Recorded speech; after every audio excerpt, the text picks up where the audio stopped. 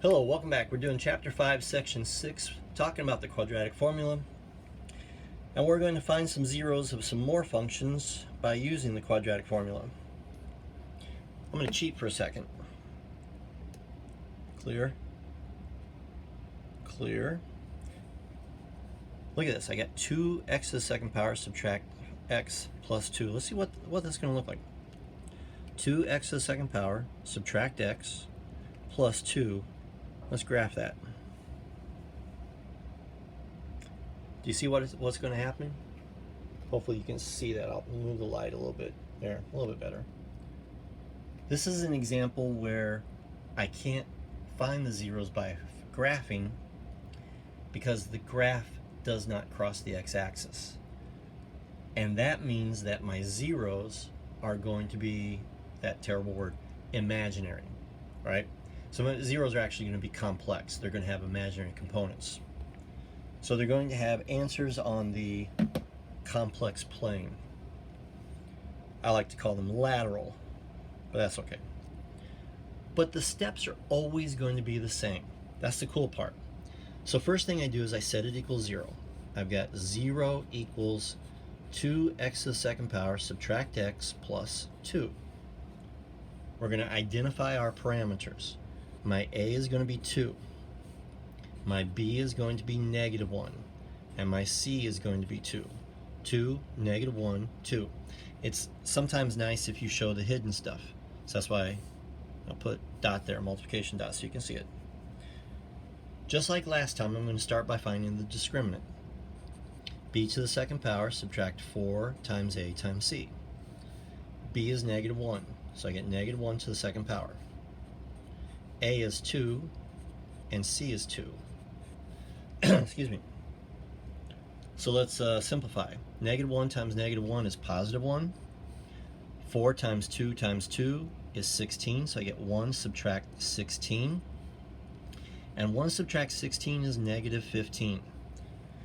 Since my discriminant is negative, and I'm going to put that under the radical, that's where the imaginary component or the lateral component of my solution is going to work. That's why I'm going to have a solution that is complex.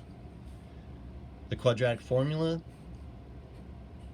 x is going to be -b plus the square root of b squared minus 4ac divided by 2 times a. And it's also going to be -b subtract this divided by 2a. Don't forget, you always get two answers. My b is -1, so I get the opposite of -1. b squared minus 4ac is -15, so I take the square root of -15. And I'm going to divide that by 2 times a. A is 2, so I get 2 times 2. So I got 3 things to do. I've already found that. Got that checked off. Find the opposite, simplify the square root if you can, multiply in the denominator if you can. All right? The opposite of -1 is +1. You can put a plus sign in front of it if you want. The square root of -15. I know I'm going to have an I come out of it because -15 is -1 times 15. I need to figure out, can I keep simplifying 15? Well, 15 is only 3 times 5, other than the trivial 1 times 15. And neither 3 nor 5 are perfect squares. So if I take the square root of -15, it's going to look like that. So I get I times the square root of +15. And then 2 times 2 equals 4. Last thing I need to do is check to see if I can simplify it. Well, 1 divided by 4 is just 1/4, and I times the square root of 15 over 4, that's not going to simplify. So you can stop here if you want, or if you choose to do so, you can write it this way. 1 over 4 plus or minus I times the square root of 15 over 4. Now you're probably wondering, why in the world would I do one extra step? This was hard enough as it is. The reason why is because this is in that a plus bi form, and I have a, it's kind of confusing because that a and that b are not that a and that b. I know. we have way more numbers than we have letters, okay? But this is the form of a complex number. So I know that the real part of my complex number is 1/4, and the imaginary part is I times square root of 15 over 4. So and these are the same, so it would have been okay, but this kind of sets it up like the complex numbers that we saw in the previous section. And also the 1/4 plus I times square root of 15 over 4, and the 1/4 minus I times square root of 15 over 4, those are the complex conjugates that we have. So there's a lot of math going on here. Let's do another one. I wonder if this one's also going to be complex. So I got g of x equals 3x squared subtract x plus 8. First, set it equals 0. And identify your parameters. So my a is 3, my b is -1, and my c is 8. For the discriminant, b to the second power, subtract 4 times a times c.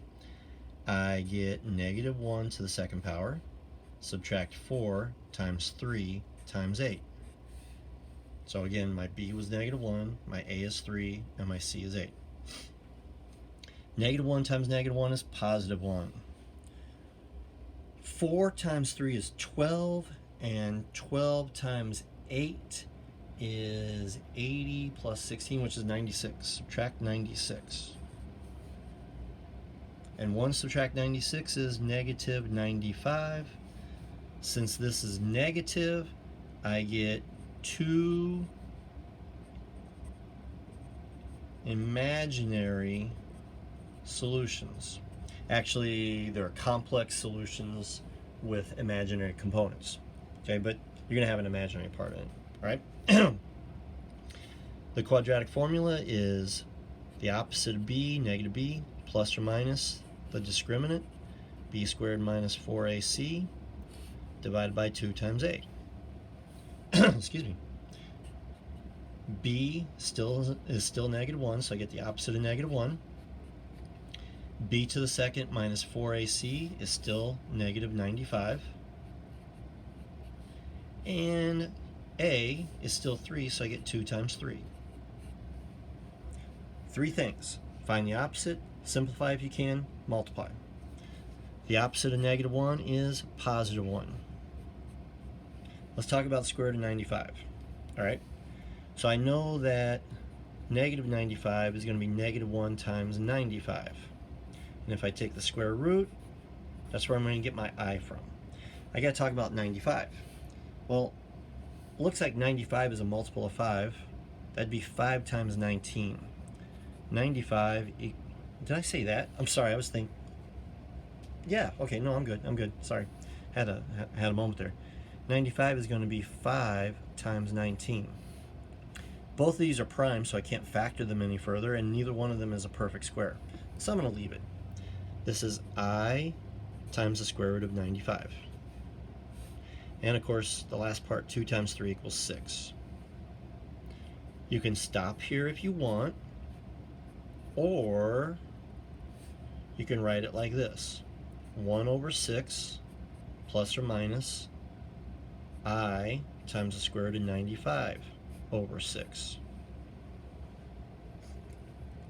Okay, so basically you're doing the same thing that we did in the previous video. Everything is the same, except that you end up with a negative under the radical, which means I'm going to have an I in my answer. All right, we'll see you in the next video.